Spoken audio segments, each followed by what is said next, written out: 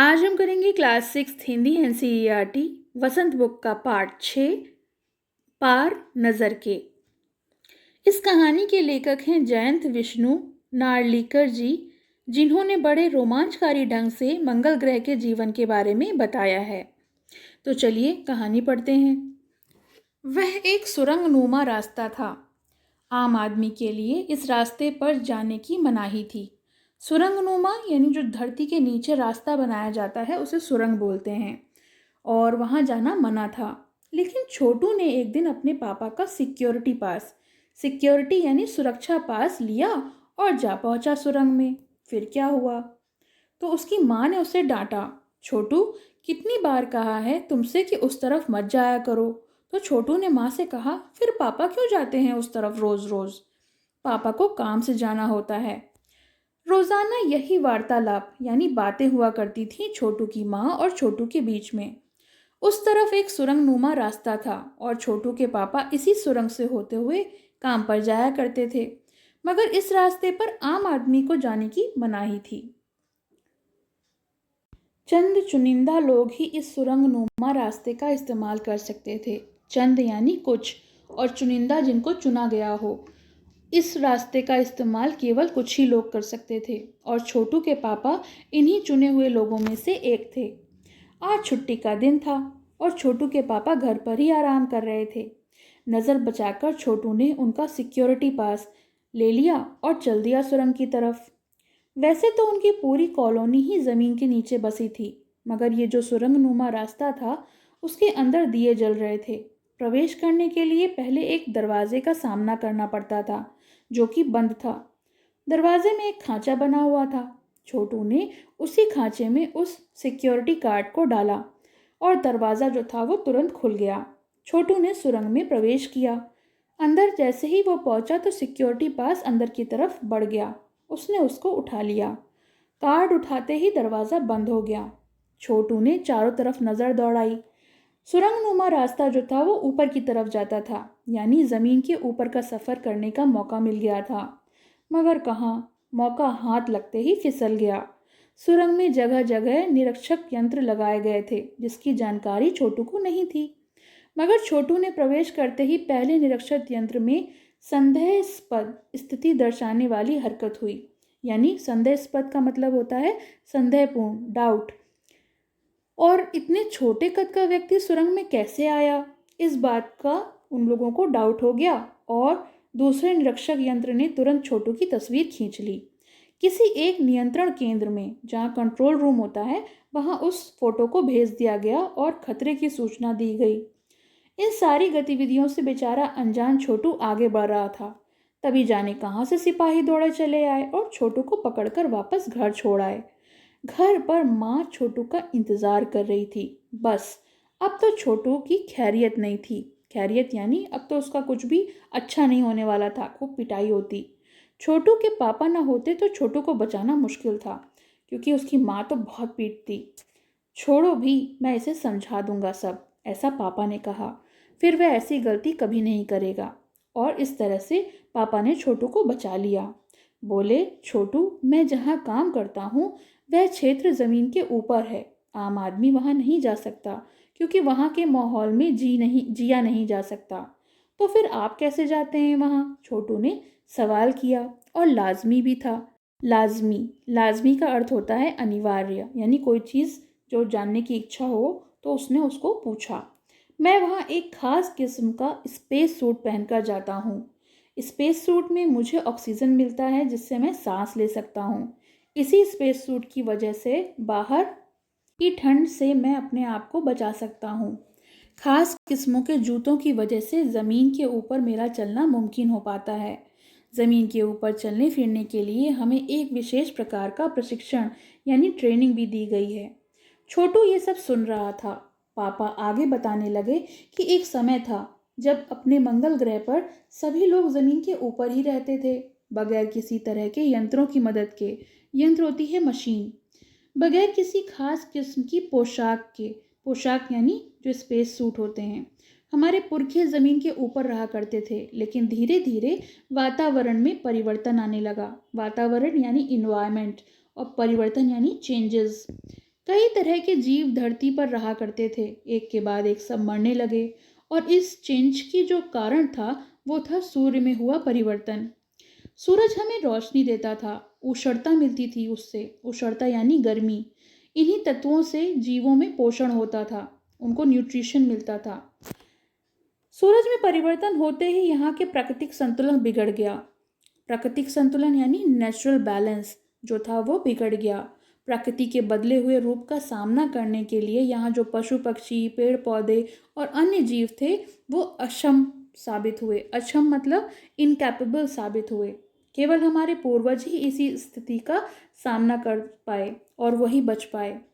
अपनी तकनीकी ज्ञान के कारण, जो टेक्निकल नॉलेज थी उनको, उसी के बेसिस पर उन्होंने ज़मीन के नीचे अपना घर बना लिया। ज़मीन के ऊपर लगे हुए विभिन्न यंत्रों यानी मशीन्स के थ्रू हम सूर्य की शक्ति, सूर्य की रोशनी, गर्मी का इस्तेमाल करते आ रहे हैं और उन्हीं यंत्रों के सहारे हम यहाँ ज़मीन के नीचे जी पा रहे हैं। यंत्र सुचारू रूप से यानी ठीक तरीके से चलते रहें, इसके लिए बड़ी सतर्कता यानी अटेंटिव होना बहुत ज़रूरी है। मुझ जैसे लोग, जो चुनिंदा लोग हैं, उन्हें इन यंत्रों का ध्यान रखने के लिए रखा गया है। बड़ा हो जाऊंगा तो मैं भी यही काम करूंगा। छोटू ने अपनी मंशा जाहिर की। मंशा यानी इच्छा। बिल्कुल, मगर उसके लिए खूब पढ़ना होगा, माँ और पापा की बात सुननी होगी, ऐसा माँ ने कहा। दूसरे दिन छोटू के पापा काम पर चले गए। देखा तो कंट्रोल रूम का वातावरण बदला बदला सा था। शिफ्ट खत्म कर घर जा रहे थे स्टाफ के प्रमुख ने टीवी स्क्रीन की तरफ इशारा किया और स्क्रीन पर एक बिंदु बिंदु यानी पॉइंट झलक रहा था। यह बताने लगा कि यह कोई आसमान का तारा नहीं है, क्योंकि कंप्यूटर से पता चल रहा था कि यह अपनी जगह पे अडिग नहीं रहा है, यानी एक ही जगह पर स्थित नहीं है। इसकी स्थिति बदल रही है, इसका मतलब ये कोई तारा नहीं है। पिछले कुछ घंटों के दौरान इसने अपनी जगह बदली है। कंप्यूटर के अनुसार ये हमारी धरती की तरफ बढ़ता चला आ रहा है। कहीं ये अंतरिक्ष यान तो नहीं है? छोटू के पापा ने अपना संदेह यानी जो अपना डाउट था वो प्रकट किया। संदेह तो हम सबको है। आप अब इस पर बराबर ध्यान रखिएगा। छोटू के पापा सोच में डूब गए। क्या सचमुच अंतरिक्ष यान होगा? कहाँ से आ रहा होगा? सौर मंडल में हमारी धरती के अलावा और कौन से ग्रह पर जीवों का अस्तित्व होगा? कैसे हो सकता है? ये सारे प्रश्न जो थे वो उनके दिमाग में आने लगे। और अगर होगा तो फिर इनकी प्रगति कर चुका होगा कि अंतरिक्ष यान छोड़ सके। वैसे तो हमारे पूर्वजों ने भी अंतरिक्ष यानों को उपग्रहों का प्रयोग किया था, मगर अब हमारे लिए ये असंभव है। उसके लिए आवश्यक मात्रा में ऊर्जा तो हो। काश इस नए मेहमान को नज़दीक से देख सकते। हाँ, अगर यह इसी तरफ आ रहा होगा तब तो यह संभव हो सकेगा। देखते हैं। अब अंतरिक्ष यान से एक यांत्रिक हाथ यानी एक मशीनरी हैंड बाहर निकला। हर पल उसकी लंबाई बढ़ती ही जा रही थी। छोटू के पापा ने अवलोकन जारी रखा यानी ऑब्जर्वेशन। कॉलोनी की प्रबंध समिति की सभा बुलाई गई, यानी जो लोग अरेंजमेंट करते हैं उनकी मीटिंग बुलाई गई। अध्यक्ष भाषण दे रहे थे। हाल ही में मिली जानकारी से ये पता चला है कि 2 अंतरिक्ष यान हमारे मंगल ग्रह की तरफ बढ़ते चले आ रहे हैं। इनमें से एक अंतरिक्ष यान हमारे इर्द गिर्द चक्कर काट रहा है। इर्द गिर्द यानी आसपास। कंप्यूटर के अनुसार ये अंतरिक्ष यान नज़दीक के ही किसी ग्रह से छोड़े गए हैं, यानी जो प्लैनेट है वो आसपास ही है। ऐसी हालत में हमें क्या करना चाहिए? इसकी कोई सुनिश्चित योजना बनानी ज़रूरी है। योजना यानी प्लानिंग। नंबर 1, आपका क्या ख्याल है? तो यहाँ नंबर 1 जो है वो एक साइंटिस्ट हैं, जिनको नाम से नहीं नंबर से बुलाया गया है। कॉलोनी की सुरक्षा की पूरी जिम्मेदारी नंबर 1 पर थी, यानी जो सोसाइटी थी उसकी पूरी सिक्योरिटी की जो रिस्पॉन्सिबिलिटी थी वो नंबर 1 साइंटिस्ट पर थी। उन्होंने कुछ कागज़ समेटते हुए बोलना शुरू किया। इन दोनों अंतरिक्ष यानों को जलाकर खाक कर देने की क्षमता हम रखते हैं, मगर इससे हमें कोई जानकारी तो हासिल नहीं होगी, कुछ मालूम नहीं पड़ सकेगा। अंतरिक्ष यान बेकार कर ज़मीन पर उतरने पर मजबूर कर देने वाले यंत्र हमारे पास नहीं हैं, तो इससे कोई फ़ायदा नहीं होगा। हालांकि अगर ये अंतरिक्ष यान खुद ब खुद ज़मीन पर उतरते हैं तो उन्हें बेकार कर देने की क्षमता हम में अवश्य है। मेरी जानकारी के अनुसार इन अंतरिक्ष यानों में सिर्फ यंत्र हैं, यानी मशीन हैं। किसी तरह के कोई जीव इसमें सवार नहीं है, यानी कोई भी ह्यूमन बीइंग इसमें नहीं है। नंबर 1 की बात सही लगती है। नंबर 2 एक वैज्ञानिक थे। वे बोले, हालांकि यंत्रों को बेकार कर देने में भी खतरा है। इनके बेकार होते ही दूसरे ग्रह के लोग हमारे बारे में जान जाएंगे। उन्हें पता चल जाएगा कि दूसरे ग्रह पर भी जीवन है। इसलिए मेरी राय में हमें सिर्फ अवलोकन यानी ऑब्जर्वेशन करते रहना चाहिए कि आखिर हो क्या रहा है। जहाँ तक हो सके हमें अपने अस्तित्व को छिपाए रखना चाहिए। अस्तित्व यानी आइडेंटिटी। क्योंकि हो सकता है कि जिन लोगों ने अंतरिक्ष यान भेजे हैं वे कल को इनसे भी बड़े सक्षम यानी कैपेबल अंतरिक्ष यान भेज सकते हैं। हमें यहाँ का प्रबंध कुछ इस तरह रखना चाहिए जिससे इन यंत्रों को यह गलतफहमी हो कि इस ज़मीन पर कोई भी चीज़ इतनी महत्वपूर्ण नहीं है। यानी हमें ऐसे प्रिटेंड करना चाहिए कि इन लोगों को कुछ भी पता ना चल पाए कि यहाँ पे कोई लोग रहते भी हैं या नहीं, जिससे वे लाभ उठा सकें। अध्यक्ष महोदय से मैं ये दरख्वास्त यानी रिक्वेस्ट करता हूँ कि इस तरह का प्रबंध हमारे यहाँ किया जाए।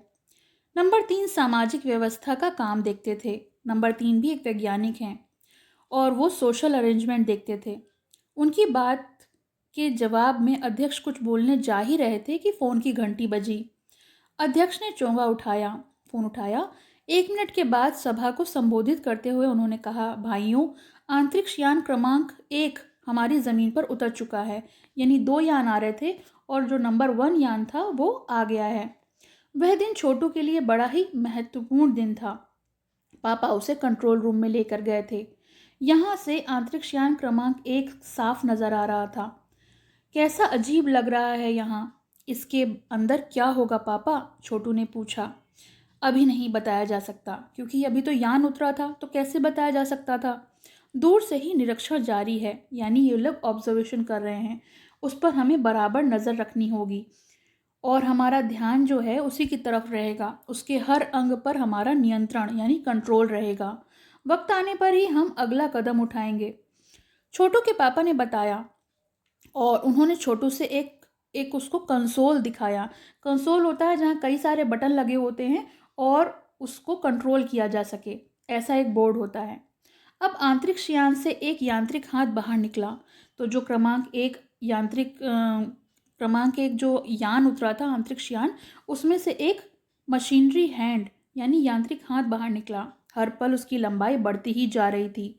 वह शायद ज़मीन तक पहुंचकर मिट्टी उठाने की कोशिश कर रहा था, क्योंकि वो सॉइल सैंपल लेना चाहता था। ये सब लोग जो थे वो स्क्रीन पर ये सब देख रहे थे, ये जो हरकतें हो रही थी, सिवा एक के। उसका ध्यान कहीं और था। छोटू का सारा ध्यान कंसोल पैनल पे था, जो कंसोल पैनल के बारे में उसके पापा ने उसे बताया था।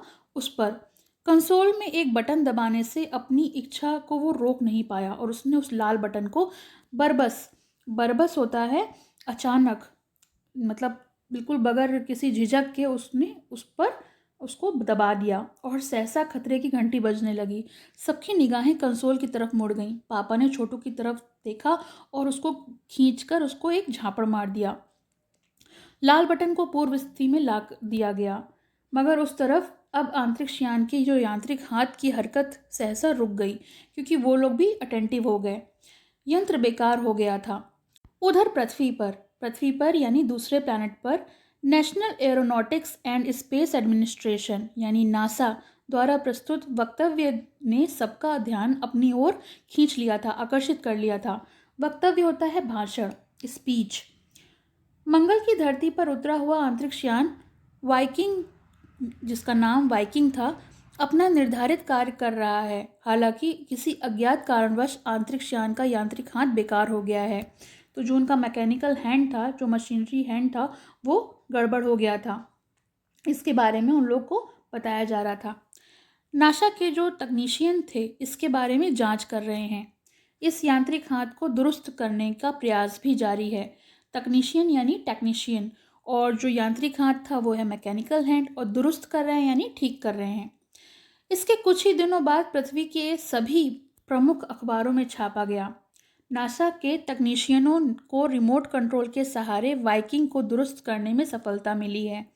तो जो यांत्रिक यान वहाँ भेजा गया था जिसका नाम वाइकिंग था, उसको ठीक किया गया। यांत्रिक हाथ ने अब मंगल की मिट्टी यानी मंगल ग्रह से जो इकट्ठी करी गई मिट्टी के जो नमूने थे उन पर काम शुरू कर दिया है। पृथ्वी के वैज्ञानिक मंगल की इस मिट्टी का अध्ययन करने के लिए बड़े उत्सुक थे। तो जो भी यहाँ पर साइंटिस्ट थे अर्थ पे, उन्होंने वहाँ से लाई गई मिट्टी की स्टडी करी और वो काफ़ी क्यूरियस थे उसको लेकर। उन्हें उम्मीद थी कि इस मिट्टी के अध्ययन से इस बात का पता लगाया जा सकेगा कि वहाँ पर भी जिस तरह से पृथ्वी पर जीव सृष्टि का अस्तित्व है, जीवन है, वहाँ पर भी है या नहीं। यह प्रश्न आज भी एक रहस्य है यानी सीक्रेट है। तो ये जो कहानी है ये जयंत विष्णु नार्लिकर द्वारा लिखी गई है। और चलिए अब हम इसके शब्दार्थ देख लेते हैं। पहला, नज़र बचाकर यानी काम को ऐसे करना कि दूसरों को पता ना चल सके। दूसरा, नज़र दौड़ाना यानी देखना।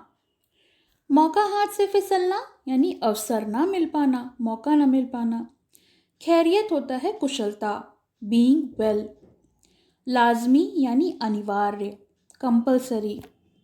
उष्णता यानी गर्मी, हीट। अक्षम मतलब होता है असमर्थ, इनकैपेबल। मंशा यानी इच्छा। अडिग यानी एक स्थान पर स्थित, कोई चीज़ फिक्स होती है तो उसको बोलते हैं अडिग। सौर मंडल यानी सोलर सिस्टम, सूर्य और उसकी परिक्रमा करने वाले ग्रह, ग्रह यानी प्लैनेट्स। अवलोकन करना यानी ऑब्जर्वेशन करना, देखना। प्रबंध समिति यानी जो लोग अरेंजमेंट करते हैं, प्रबंध करने वाली सभा या फिर कार्यकारिणी। एडमिनिस्ट्रेशन यानी प्रशासन। वक्तव्य होते हैं भाषण, स्पीच। बरबस यानी अचानक या फिर साहस। यांत्रिक हाथ यानी जो मशीनरी हैंड्स होते हैं, यंत्रों की सहायता से कार्य जो किए जाते हैं या कार्य करने वाले हाथ होते हैं, उन्हें हम कहते हैं यांत्रिक।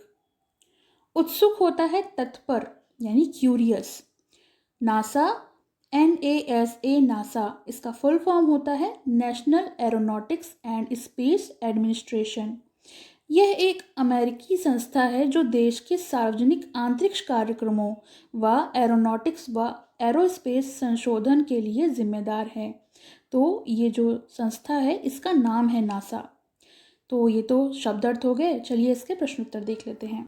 कहानी से प्रश्न 1, छोटू का परिवार कहाँ रहता था? तो उत्तर है छोटू का परिवार मंगल ग्रह की धरती के नीचे रहता था। प्रश्न 2, छोटू को सुरंग में जाने की इजाज़त क्यों नहीं थी? पाठ के आधार पर लिखो। तो उत्तर है छोटू को सुरंग में जाने की इजाज़त इसलिए नहीं थी क्योंकि वहां तक पहुंचने के लिए सिक्योरिटी पास की ज़रूरत थी। साथ ही विशेष प्रकार के स्पेस सूट की भी आवश्यकता होती थी जिसे पहनकर ठंड से बचा जा सकता था। खास किस्म के जूतों की वजह से ज़मीन के ऊपर चला जाता था। जो लोग सुरक्षा में लगे थे उन्हें प्रशिक्षण भी दिया जाता था। इन्हीं सारी बातों के कारण छोटू को सुरंग में जाने की इजाज़त नहीं थी। प्रश्न 3, कंट्रोल रूम में जाकर छोटू ने क्या देखा और वहां उसने क्या हरकत की? तो उत्तर है जब छोटू अपने पापा के साथ कंट्रोल रूम में पहुंचा तो देखता है कि एक अंतरिक्ष यान कंप्यूटर पर दिखाई दे रहा है। वह यान मंगल की धरती पर उतरा। उस यान में से एक यांत्रिक हाथ बाहर निकला।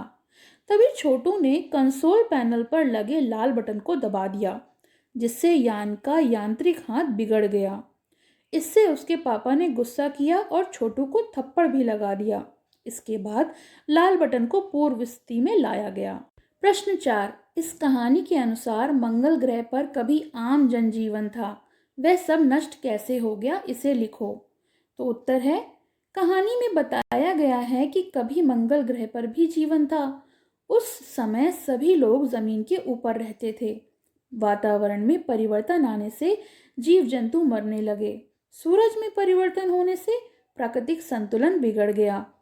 कुछ प्राणी अपने तकनीकी ज्ञान के कारण धरती के नीचे भी अपना जीवन बचा सके और उन्होंने अपनी कॉलोनी बसा ली। प्रश्न 5, कहानी में अंतरिक्ष यान को किसने भेजा था और क्यों? तो उत्तर है कहानी के अनुसार अंतरिक्ष यान पृथ्वी की स्पेस एजेंसी नासा द्वारा भेजा गया था। उसका काम था मंगल ग्रह के जीवन, जंतुओं और मिट्टी के नमूनों को एकत्र करना। पृथ्वी वाले इस प्रयास में थे कि शायद मंगल ग्रह पर भी जीवन जो है वो पृथ्वी की तरह ही होगा। इसी रहस्य से पर्दा उठाने के लिए अंतरिक्ष यान भेजा जा रहा था। प्रश्न 6। नंबर 1, नंबर 2, नंबर 3 अजनबी से निपटने के कौन से तरीके सुझाते हैं और क्यों? तो ये नंबर 1, 2, 3 कौन है? चलिए इसका उत्तर मैं बताती हूँ। कहानी के अनुसार जब मंगल ग्रह के निवासियों को यह पता चला कि किसी अन्य ग्रह से कोई अंतरिक्ष यान उनकी धरती पर आ रहा है, तो उन्होंने एक सुरक्षा के हेतु एक समिति की सभा बुलाई। नंबर 1 पर सुरक्षा की जिम्मेदारी थी। वे कहते थे कि अंतरिक्ष यान को नष्ट कर देने से हम उनके बारे में जानकारी नहीं ले पाएंगे। नंबर 2 का कहना था, जो कि एक वैज्ञानिक थे, उन्होंने बताया कि यान को नष्ट कर देने से उन्हें हमारे बारे में पता चल जाएगा, इसलिए उनको छुपकर देखना ही सही है। नंबर 3 ने कहा, जो सामाजिक व्यवस्था को देखते थे, उन्होंने बताया कि हमें ऐसी व्यवस्था कर देनी चाहिए कि यान के हाथ कोई काम की चीज़ ना लगे, अन्यथा वह यान अगली बार अधिक क्षमता के साथ हमारी धरती पर आएगा। इस प्रकार तीनों ने मंगल ग्रह को बचाने के लिए उचित उपाय बताए। तो ये प्रश्नोत्तर हो गए, शब्दार्थ हो गए, पाठ हो गया। आपको कैसा लगा कमेंट सेक्शन में ज़रूर मेंशन करिएगा और पसंद आए तो लाइक का बटन दबाइए। पसंद आया हो तो लाइक करें, शेयर करें और चैनल को सब्सक्राइब करें।